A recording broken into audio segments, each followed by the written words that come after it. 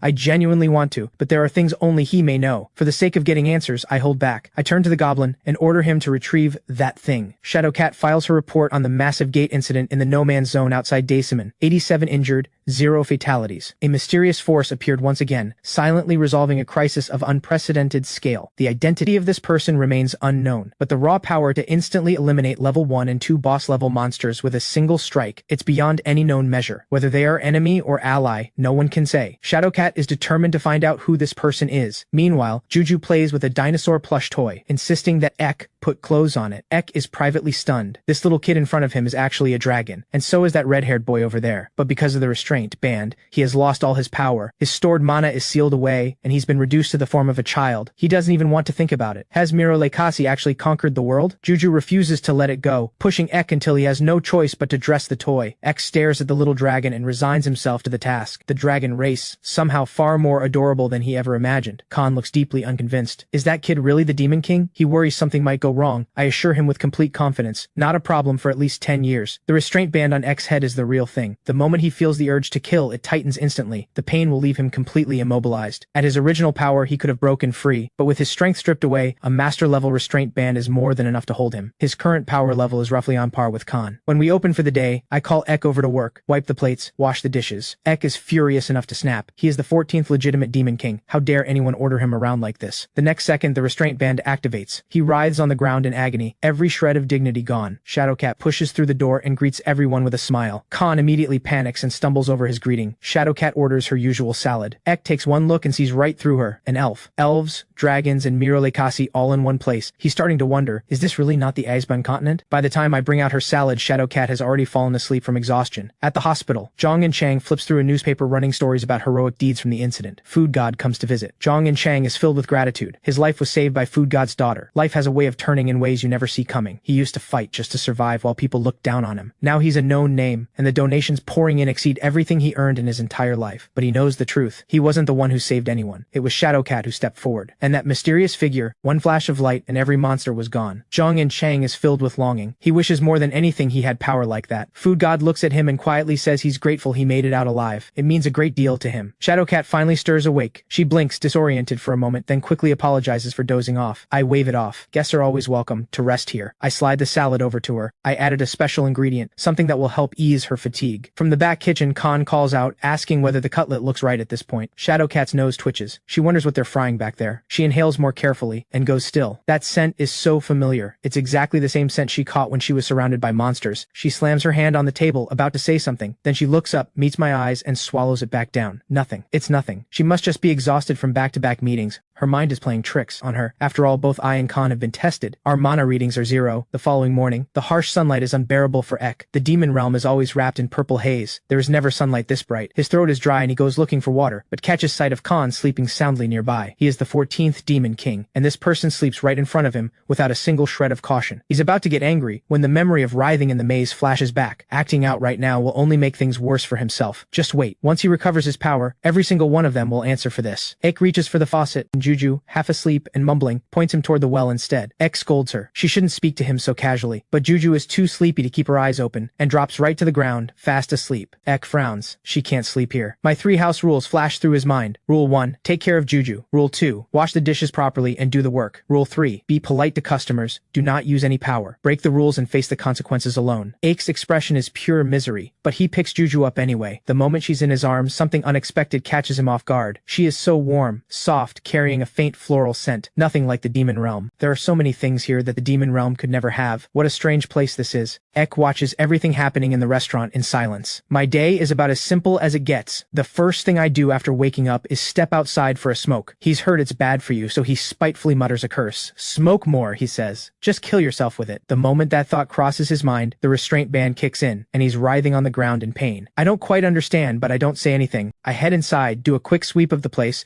then settle down with the newspaper. When the time comes, I head out to the market to pick up fresh ingredients. Back at the restaurant, I get to work preparing the meals. As the aroma slowly fills the air, Ike is clearly starving, but he's too proud to admit it. One by one, human customers trickle through the door. After the last customer leaves, I sit down for drinks with Khan, the older of the dragon kids. A world this quiet and peaceful. It couldn't be more different from the demon realm. No killing, no fighting, just calm, easy days. The kind of place you don't want to leave. This strange, soft feeling, it's almost irritating. Meanwhile, outside the Awakener Association, a crowd of citizens is demanding answers for the destruction of their homes. The patrol officer, a familiar face from the restaurant, explains helplessly. The damage is too widespread, the team is too short-handed, but they're doing everything they can. Listening to the accusations being hurled at him, Choi Jae-woo questions his own career for the very first time. He gets grabbed by the collar and humiliated. He gets hit for no reason at all. And yet he truly is doing everything he can to help. But deep down, there's an emptiness he can't shake. Awakeners are the world's shining stars. Patrol officers are just background extras. The thought terrifies him. Is this really all his life is going to be? He works himself to the bone every day, and nobody notices. If he vanished tomorrow, no one would even care. The thought leaves him bone-tired, inside and out. He doesn't want to do this anymore. The moment that thought takes hold, he makes up his mind. He's quitting. Dead drunk, he greets me with a smile. Long time no see, boss. It's his first day off and as long as he can remember. To mark the occasion, he wants to come sit at the restaurant for a while. I give a warm nod. Ek grumbles with a scowl. Didn't you say we were closing? You even made me sweep the floor. What are you staring at? Seeing this, I quickly turn to the customer. This is my nephew. He's going through a rebellious phase. Very rude, I know. I'll have a word with him. Please come in. The moment the customer steps inside, I give Ek a thorough beating, then I turn back to the customer. My nephew will come and apologize to you personally. I'm truly sorry for the unpleasant welcome. Have you eaten? He shakes his head and tries to say he has no appetite, but his stomach lets out a loud, perfectly timed growl. I smile and suggest, how about some of my freshly made marinated seafood? His eyes light up. Of course he's in. Who could ever say no to marinated seafood? This time I've prepared 2 different kinds. The first is soy marinated kraken, a whole kraken slow cured to perfection. The second is soy marinated archerfish, made from archerfish roe. The roe looks almost identical to pollock roe, but the flavor is far richer and more complex. The key to great marinated seafood is top quality ingredients and top grade salt. So this time, I use sea salt. Before long, a full marinated seafood set is ready to serve. I remind him. A drizzle of sesame oil takes it to another level. The squid has that perfect chewy bite, and it instantly brings back a taste he knows. Savory, salty, and just the right kick of heat. The kind of food that makes you want to drink to go with it. With something warm in his stomach, life finally comes back into him. I feel relieved seeing this. I haven't seen him around lately, and I'd been worried something had happened. He's quiet for a moment. It's a long story, he finally says. His family had always been ordinary people, nobody special going back generations. His father came from a remote village. Moving to the city was like going to a foreign country. His father ground his way into university through sheer determination. Only after landing a company job did he finally find his footing, and he always told his kids that getting into a good university was the only real path to success. But Choi Jae-woo was never cut out for academics. No talent for sports, no natural charm to win people over. Hearing this, something stirs in me. This all sounds strangely familiar. He barely scraped into a university, the most unremarkable one imaginable. Just as he thought he'd drift through college with nothing to show for it, the world fell apart. Nothing was ever the same again. Awakeners appeared. Gates opened. Humanity stepped into a new era. And yet, as expected, he was still that same invisible nobody. Always left outside the main current of the world. Always the side character who didn't matter. He was trying so hard to live his life, and yet he couldn't stop asking himself, is this really all there is? I've never been good at listening. Even worse at offering comfort. But 30 years ago, I went through the exact same thing. The words someone once said to me back then, maybe they can reach him now. My father once told me, my choices were never wrong. Life is a road full of thorns. Some stretches are good, some are bad. Life is like sailing through a storm-battered sea. When everything goes dark around you, the the ground beneath your feet is the right path forward. It's like a lighthouse, guiding you through the chaos, no matter how lost you feel. When I finish, I feel like I may have overstepped. I apologize. The customer's eyes go red. No, thank you for caring. He takes another bite of the roe and lets out a genuine compliment. The ingredients you use must be incredible, boss. I nod. That's right, I use only the finest sea salt. He looks surprised. I had no idea salt could make such a difference. Without salt, I explain, the marinated seafood spoils in no time. And even if it doesn't, without salt, it's completely bland, flavorless. Salt looks like nothing special, but when it comes to making something truly good, it's irreplaceable. The kind of thing you can't help but be grateful for. Something that looks unremarkable, yet earns your deepest gratitude. Those words seem to hit something deep inside him. He looks up at me. Boss, have I been doing a good job? I meet his eyes. Sir, I have always been grateful that you exist. He completely cracks. Tears well up in his eyes. Ek walks over at that exact moment and delivers his apology. Stiffly, painfully stiffly. The customer quickly waves it off. I'm fine, but thank you, boss. Next time, I'll be back, as a patrol officer. Patrol officers have never been unimportant. They are the most vital link between ordinary citizens and the Awakeners. They bridge two completely different worlds, and perhaps it's because of them that humanity is able to live in peace at all. His choice was never wrong. It was, and always has been, deeply important. Outside the restaurant door, a mysterious cloaked figure quietly turns and walks away, at the forge registered under an Awakener's name. Smith is hard at work sharpening his weapons. He's a craftsman who specializes in weapons built for taking down massive monsters. This time, he's also embedded a level 1 magic stone into Jin Sang-hoo's weapon. The mana response is flawless. Keeping the bodies of high-level monsters fully intact is a miracle in itself. The quality of materials extracted from those bodies is almost beyond imagining, and every single monster was brought down in one hit. Whoever did it struck with pinpoint precision, each one going down instantly without a struggle. That's exactly why they've been able to collect such an enormous quantity of magic stones and materials. The entire Awakener Association has been searching around the clock for this mysterious master, and they've come up with nothing. One-hit kills on high-level monsters. That's the territory of a level 0 combatant. It means whoever this is holds at least 3 master-level classes. No one in this world has ever held 3 master-level classes. If someone like that truly exists, why stay hidden? Why only step in during major disasters? The association has absolutely no answers. Juju and Big Cat are out playing when they make another discovery. Juju shouts with excitement. They found another gem! She urges Big Cat to hurry up and eat, and the two of them are having a blast. Then, a strange sound breaks the silence. Both Juju and Big Cat freeze at the same moment. Big Cat leaps forward and pins the thing down, then drags out a goblin that had been hiding nearby. The goblin's stomach is growling with hunger. Juju remembers what I've always told her. Never look away from someone who needs help. She scoops up the trembling, terrified goblin without hesitation, calls for Big Cat, and heads home, goblin in tow.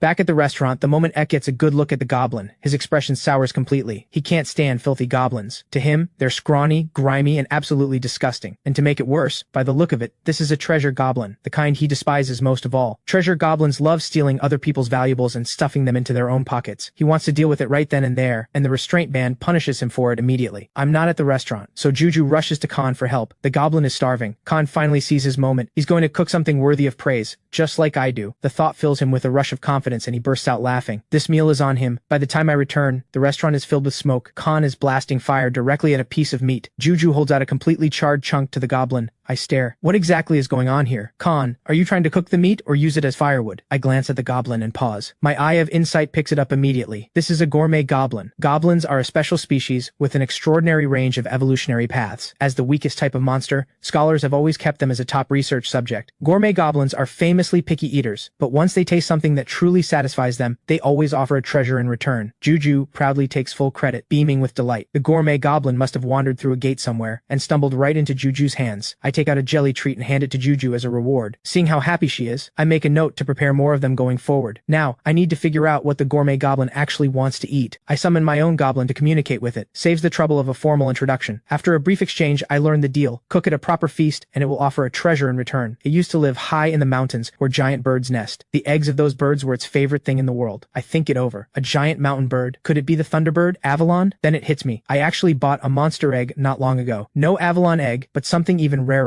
A Bruta egg. A level 3 phoenix egg. Staggering in both power and nutrition, and the flavor is clean, rich, and beautifully smooth. Perfect paired with hoar cow milk, transformed into a top-tier omuris. The secret to great omuris is the egg. It has to be thick and perfectly rounded to be truly good. The leftover egg mixture doesn't go to waste either. It becomes a rolled omelet and a fresh broth on the side. Finally, I slice open the omuris, and the Bruta egg set is complete. But when the gourmet goblin realizes it's a Bruta egg, fear flashes across its face. Back in its homeland, the Bruta was the most terrifying creature imaginable. imaginable. I can't force it. I tell the goblin, enjoy the meal, and you're free to go. No treasure required. The gourmet goblin relaxes. It takes a tiny, cautious bite, just one bite, and its eyes go wide. Its eyes light up with pure joy, as if it can actually see the whore cow and the brood of themselves. In the next instant, it transforms into a refined food connoisseur. It even sprouts a mustache. Ek looks more disgusted than ever. Seeing the goblin's look of pure satisfaction, I know the meal has hit the mark. The gourmet goblin gives a light, dignified cough and solemnly hands me a jar. Since it's offering willingly, I accept without hesitation. Ek sees it out with a grimace, muttering that he hates goblins even more now. When this thing gets hungry again, it'll probably just move on to the next place. I open the jar with curiosity to see what's inside. Meanwhile, Zhang and Chang's brand new noodle shop has just officially opened. Zhang and Chang beams with enthusiasm, calling out a warm welcome to every customer who walks in. He eagerly asks about preferences, and stops mid-sentence, frozen, standing there, staring blankly at the goblin that just walked through his door. Elsewhere, Shadowcat is still piecing together the strange events of recent days. Belth's unexplained death, the Mandrake and Daesimon vanishing without a trace, trouble at the Magic Crystal Mine Dungeon, even the city's expansion, all of it centered on the Daesimon district. When she was being hunted down, the one who stepped in to save her was the restaurant owner's nephew, Khan. That ordinary little restaurant must be connected to that unknown power. The terrifying flames that drove the outsiders back with a single move, and the restaurant owner's nephew, appearing right there at the scene. Why was it that particular place where they crossed paths? Was he really just out traveling? The more Shadowcat thinks about it, the less it adds up. She pulls up my file again and reads through it word by word. Previously resided in City F, a city that has long since become a no-man's zone. No known family. The only listed connections, Khan and Juju, and Ek, who appeared out of nowhere recently, with no civilian registration on record whatsoever. Could there be a hidden past? In times like these, that wouldn't be unusual. None of those kids look anything like me, but dwelling on that doesn't seem to lead anywhere useful. After turning it over and over, the most suspicious piece is still Khan, a man who walked into a no-man's zone alone, yet registers as a perfectly ordinary person with no detectable mana. Then Shadowcat latches onto something. Whoever controls that unknown power holds at least 3 master-level classes, but the Association's mana scanner can only detect up to 2 master-level classes. No one in this world has ever been that powerful. But in her original world, there were people like that. They just didn't fall into this world with her. The powerful ones who fell alongside her back then have since become enemies. If any of these people truly hold more than 2 master-level classes, the file the Association has on them is worthless. But all of this is still just guesswork. To get real proof, she'll have to move. I look at the ingredients I just brought home and let out a quiet sigh. Barely enough to get through today. But the number of people eating here keeps growing. Should I start buying more? The moment the thought surfaces, I catch myself. I've started thinking of them as family. There was a time when every one of them stood against me, when we faced each other with weapons drawn. Back then, all I wanted was to wipe them out completely. And yet now, looking at them, I somehow see my younger self. The same confusion, the same loneliness, forced into a world they never chose. He had imagined countless times what it would be like to have a home. He never expected it to look like this. He clicks his tongue, getting sentimental over things like this. He must really be getting old. Inside the restaurant, Khan and Ek are hovering nervously over the jar the gourmet goblin left behind, clearly up to something. Just a little sip. Seriously, just a tiny bit. Nobody will notice. Drink what? A calm voice comes from directly behind them. Both of them are scared out of their wits. My gaze settles on the plum blossom jar. I can't help but smile. This is the treasure the gourmet goblin gave me. It looks completely ordinary, but any water poured inside is transformed into a rich, fragrant rice wine. Since you both want to drink, let's make a proper night of it. Good food, good wine, time to unwind. Ek's expression shifts. This is absolutely not the time to be relaxing. That elf is still watching us from the shadows. Her stealth ability is no joke. I stay completely calm. Shadowcat's surveillance. I've known about it for a while. Ever since she visited the restaurant, she's had her suspicions. Shadowcat's stealth technique is genuinely top tier, but to my eyes, every little move she makes is completely transparent. It's like a child trying to sneak something past a grown-up. In moments like these, pretending not to notice is the polite thing to do. X still doesn't get it. He can't stand elves deep down. The moment he lays eyes on one, he loses control. Before he can finish, X suddenly clutches his head and lets out a piercing shriek. Juju rushes over and gently pats him on the back. Ek goes pale. Damn restraint band. I crouch down beside him. My eyes go cold. I hate the demon race too. Every last one of them. Ek gives up arguing and asks, why don't I just use this overwhelming power to take over the world? You have power even I can't match. Isn't it a waste to just let it sit there? The strong ruling over the weak, that's just the natural order. And power comes with responsibility. If the strong don't hold the world together, it collapses into lawless chaos. If you have no goal, then what was the point of becoming this strong? Ek looks utterly disappointed, someone who even he can't stand against, and this is how they choose to live. He gets completely ignored for it. He scoffs. Fine, then I'll tell you something.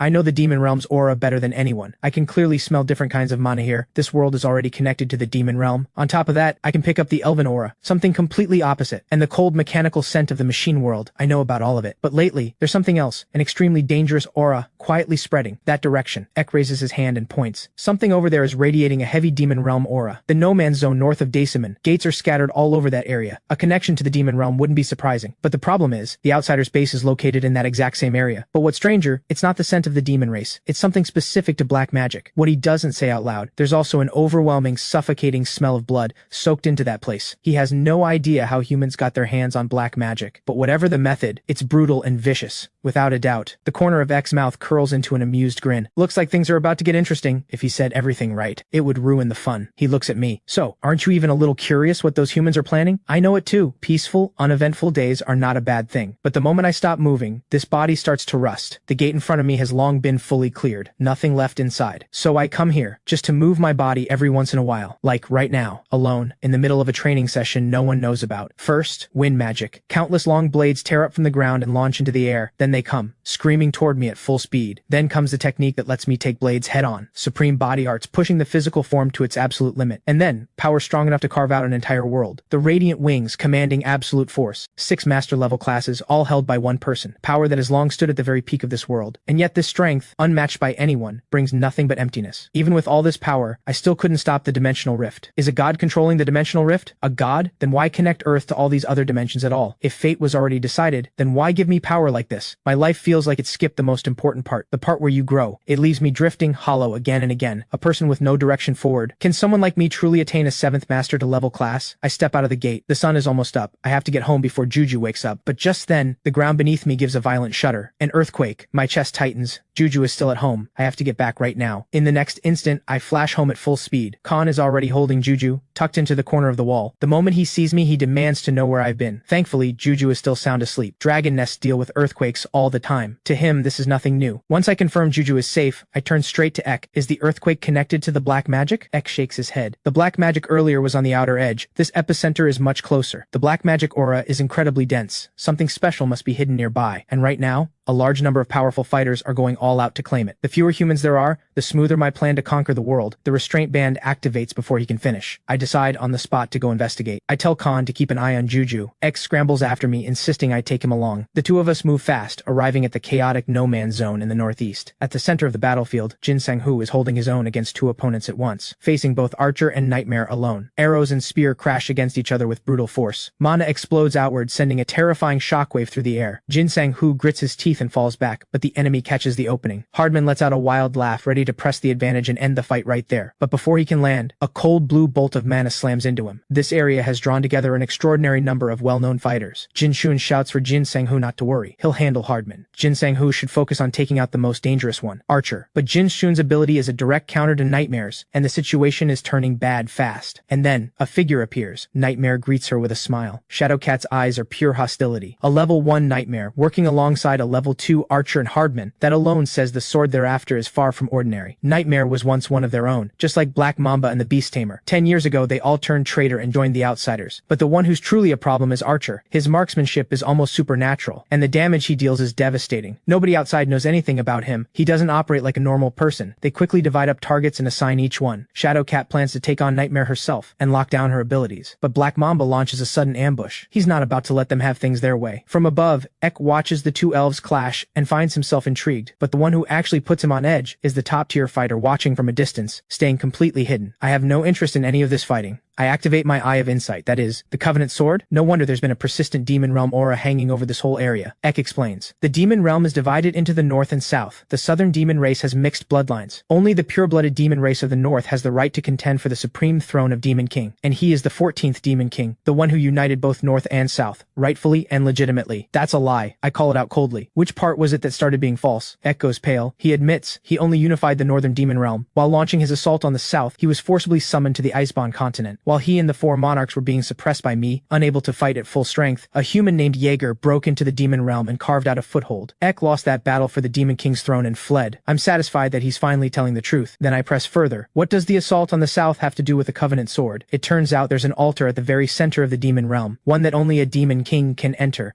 Whoever draws the Covenant Sword gains enormous power. Anyone can draw it. But humans can't withstand the power of the Demon Realm. Once the demonic energy seeps in, they lose their humanity and go berserk. Jaeger was only mildly corrupted by the demonic energy, and even that was enough to turn him utterly savage. Before he can finish, X sees what I'm doing and screams, "Hey, what are you doing?" Blinding light engulfs everything in an instant. No one can see anything. I use the moment to walk toward the Covenant Sword. X screams, trying to stop me. Even if you pull out the Covenant Sword, how could you possibly endure the demonic energy? Once you fully lose control, there is no one in this this world who can stop you. Shadowcat immediately recognizes it. This is the same mysterious power from before. She orders everyone to hold their positions immediately. She had always thought this unknown force might be an ally, but the overwhelming killing intent radiating outward catches her completely off guard. This is no longer simply someone clearing monsters. What she's sensing right now is the aura of an apex predator, one that cannot be matched. If they stay in this area, they will get caught in it. Shadowcat and Jin Sang-hoo make the call without hesitation. Retreat. Even Nightmare is shaken to the core by this mysterious force. Has the association actually managed to create a level 0 awakener? She realizes one wrong move and the entire squad is finished. They have to run, now. The demonic energy within the Covenant sword screams and rages. It whispers to me over and over. Draw it, I pull it free. Every ounce of power sealed within the sword is released at once. I fix the emerging demon creatures with a cold stare and growl. Get out of my way! Every single one of them freezes. And then, they shrink back in fear, retreating into the crystal within the sword. Ek is stumbling over his words. What is happening? Where did all this come from? Enormous forms materialize before me once again. Ek's eyes go wide with shock. Is this really the 8 tribal ancestors of the demon realm? Beings who vanished long ago? How were they sealed inside this sword? The southern demon realm was ruled by 8 great tribes, the 8 great tribes who govern the entire demon realm. The 8 tribal ancestors all bow in unison. We greet the demon king. Summoned by the sword we have come to serve. Then they get a proper look at me and freeze. An ordinary human? The demon king seems to be over there, they say, eyeing Ek with disdain. Just some unremarkable little brat. They exchange glances. Who exactly is the sword's master? Neither of these two looks the part. A lowly human, daring to be this disrespectful toward us. The words lowly human push me completely over the edge. Demonic energy surges around me. Eek panics and rushes forward to smooth things over, announcing himself as Ek, the 14th Demon King. The ancestors cry out in shock. 1,000 years have passed. They are the 8 tribal ancestors sealed inside the sword by the first Demon King. The first Demon King had prophesied that the barriers between 5 worlds would eventually collapse. Each world would give rise to its own king, and the dimensional war would begin. So they chose to be sealed away, waiting for the moment to help the reigning Demon King unite the demon realm under one rule. The ancestors look around. Is this the human domain? Then let's start by spreading disease to eliminate the humans. Resurrect the undead legions. Ek can't hold back. You idiots. Do you really think mindless slaughter does the demon realm a single bit of good? I raise my hand and sweep every last one of the rowdy ancestors back into the magic stone. Only one remains, a massive serpent. It goes completely dead silent. Alright, now tell me honestly, what exactly did the first Demon King say? The Demon King said the kings of 5 worlds would clash fiercely. One day, the 5-dimensional kings will gather at a chosen battlefield. The moment it finishes, it begs desperately for its life. I raise the Covenant sword and cut it down anyway. These 8 tribal ancestors each carry the strength of at least 2 master-level classes. They're far more dangerous and unpredictable than expected. Every single one must be eliminated before they can do damage to this world. Ika stares at the transformation of the Covenant sword in disbelief. What happened to it? I didn't just kill the demons inside. I erased the inscriptions and reduced the sword to an antique. Ek is furious. That sword is completely worthless now. The moment Juju sees me walk back through the door, she rushes over with a smile. No more earthquakes after I left. Everyone is sweeping up the restaurant. I don't want them to worry. I say nothing about what happened. 5 dimensions. The war of the dimensional kings is coming. I hold the title of World King on the Aesban continent, which means I am one of the 5. And Ek, the demon king of the demon realm, he is another. Have the kings of the other dimensions already arrived in this world too? Ek genuinely can't understand it. Why did I bother saving those humans? He knows I have no desire to rule this world. So what's the point of protecting them at all? Because they're giving everything they have to protect this world. That moves me. But this has already gone beyond the boundaries of dimensions. This battle belongs to me alone, and I honestly have no idea what I'm supposed to do. I call his name softly. Thinking about it any harder just gives me a headache. Might as well stop. I tell Ek to head to the market and pick up some ingredients. Time to make dinner. Ek heads out to run the errand, visibly disgruntled. Halfway there, a strange and familiar scent hits him without warning. This is an aura that can only come from the demon realm. Black magic. And the mana mixed into it is far more complex and terrifying than anything he's ever encountered. Who is secretly using black magic to create something? Then again, this is a human problem. He can't be bothered to waste energy on it. Just let them tear each other apart. The moment that thought forms, the restraint band hits him hard. He doubles over in pain, clutching his head. Damn restraint band. Always at the worst possible moment. Then a snack shop on the side of the road catches his eye. Snacks it is, he decides with an absolutely scheming grin. Back home, Juju is playing dress up with Big Cat. There you are, little dragon. The next second, he's holding out chocolate and chocolate pies. He teases her on purpose, waiting for what he's owed in return. Juju leans in and gives him a soft little kiss. And in the next instant, Ek freezes completely. He watches as I do absolutely nothing. And Juju walks right up and gives me a kiss on her own. Ek completely cracks. He demands to know, how do you make it look that effortless? He's willing to trade valuable intelligence for the secret to winning Juju over. He swears on his chest. A demon king never lies. I tell him, slow and easy. Just spend 10 hours a day playing with Juju. That's all. Don't let her just ride around on Big Cat all day. Keep it up for 1 week, and she'll be following you everywhere on her own. Ike lights up like he's struck gold and agrees to the deal immediately. He's noticed that certain humans appear to be using black magic to create something dangerous. The demon realm had something similar. He's not sure if they're the same thing. and the blood sent from the no-man's zone is overwhelming. They're clearly still in the experimental stage. Hearing this, I can't help but suspect the outsiders are behind it again. They always manage to pull dangerous things into their orbit. Does the Awakener Association know about this yet?